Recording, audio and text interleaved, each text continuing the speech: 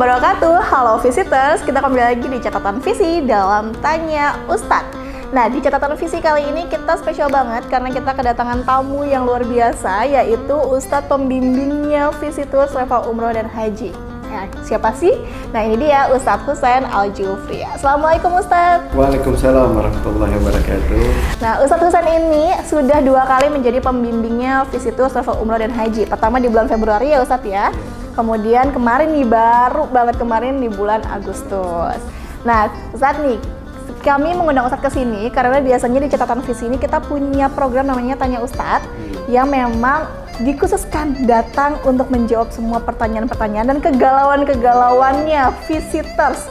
Mau umroh nih tapi saya takut begini, mau umroh nih tapi belum ini, belum itu. Nah, ini dia, kita fasilitaskan supaya nanti kalau jemaah ada yang tanya, ini loh Ustadznya sudah menjawab. Seperti itu Ustadz. Kita langsung aja ke pertanyaan yang pertama Ustadz ya.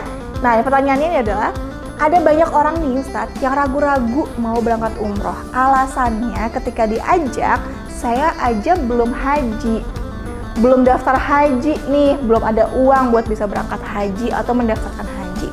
Emang boleh ya kalau saya umroh dulu tapi belum haji Ustadz? Betul. Terima kasih atas pertanyaannya. Assalamualaikum warahmatullahi wabarakatuh. Jamaah visitors yang berada di rumah. Jadi pertanyaan seperti ini banyak memang terjadi di kalangan-kalangan masyarakat. Apalagi mereka ketika kita ajak pergi umroh, mereka selalu seperti tadi, saya belum haji nih. Jadi mereka tuh beranggapan bahwa haji itu lebih wajib daripada umroh. Ya.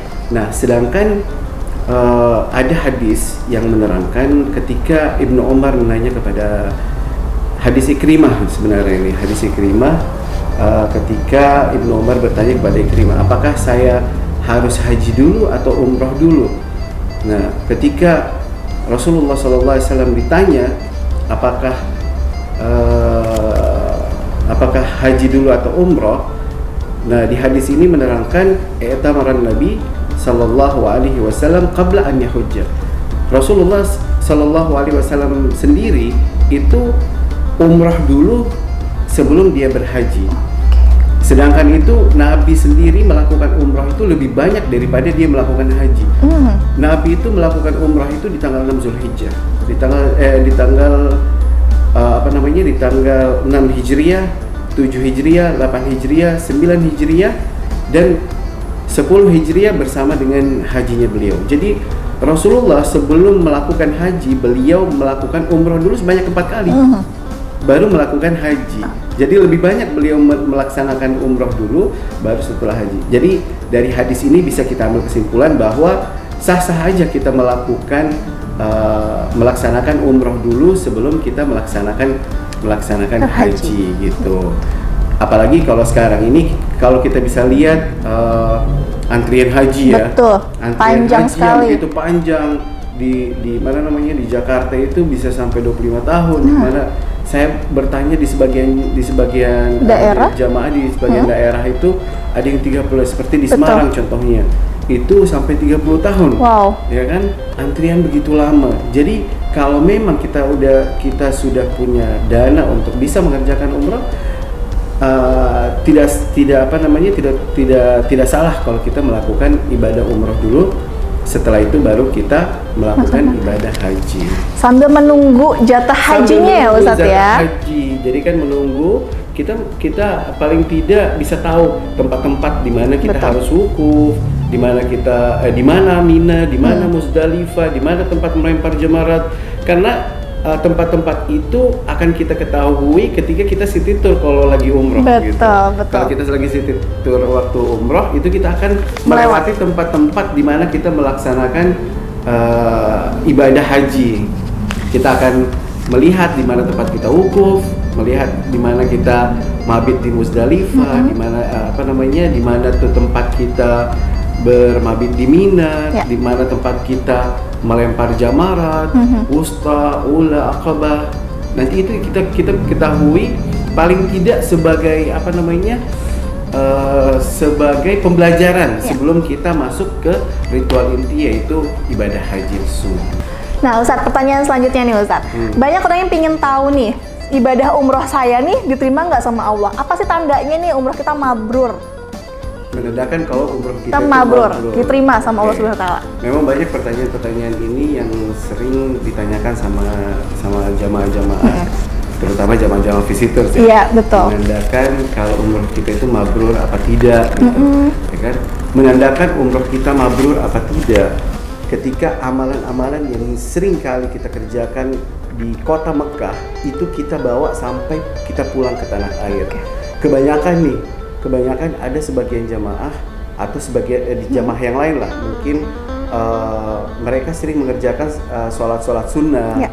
mengerjakan qiyamul lail. Itu semangatnya ketika mereka berada di Mekah. Oke. Ketika pulang di rumah ya malas-malasan lagi, ya kita tidak berharap seperti itu. Paling tidak yang menandakan bahwa umroh kita itu mabrur, apa-apa yang kita kerjakan di Mekah, apa-apa yang kita kerjakan di Madinah, itu kita bawa sampai dengan di Indonesia. Artinya itu kita lakukan secara berkesinambungan.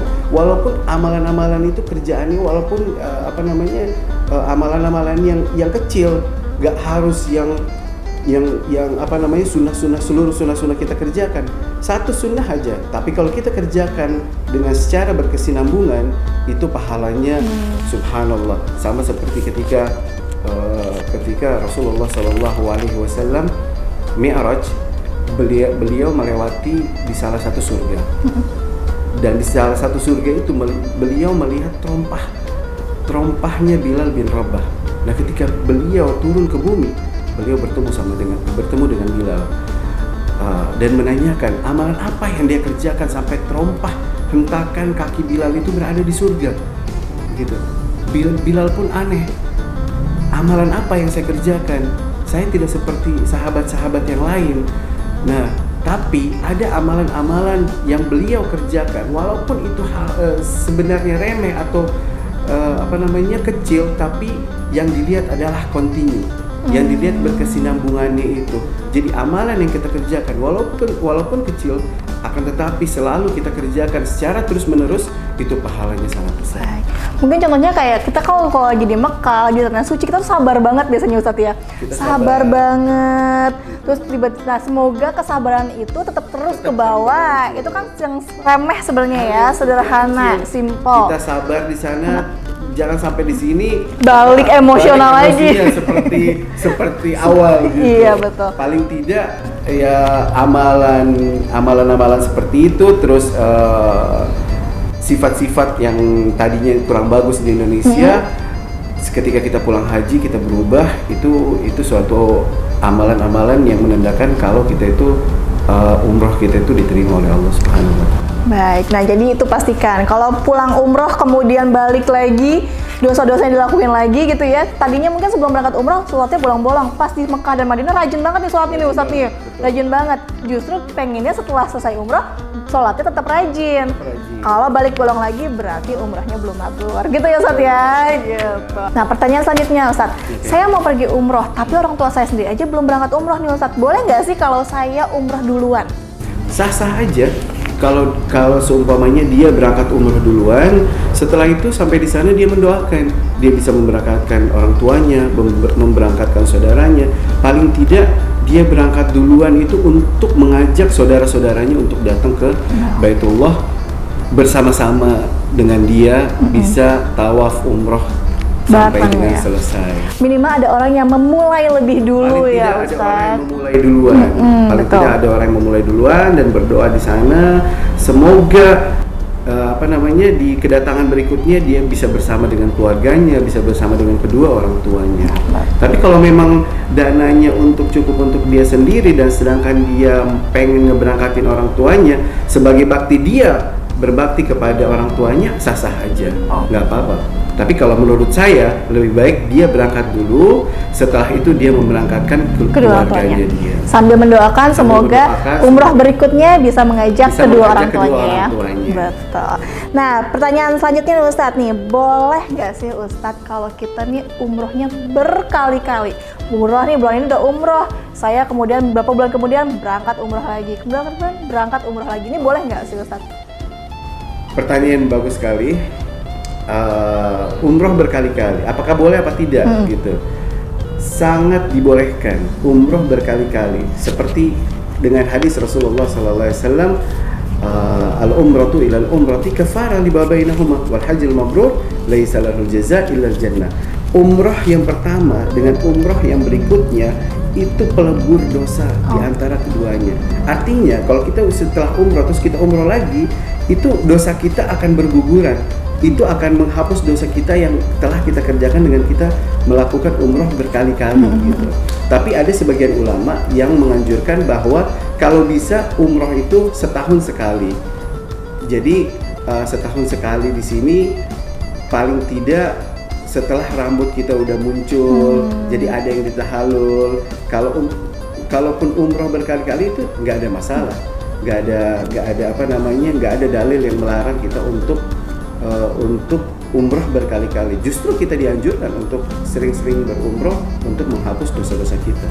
Baik, terima kasih Ustadz Husain atas jawaban-jawabannya, luar biasa sekali. Nah, visitors, nanti kita akan tanya-tanya Ustadz Husain lagi dalam program Tanya Ustadz di Catatan Visi. Irda pamit, wassalamualaikum warahmatullahi wabarakatuh. Waalaikumsalam warahmatullahi wabarakatuh.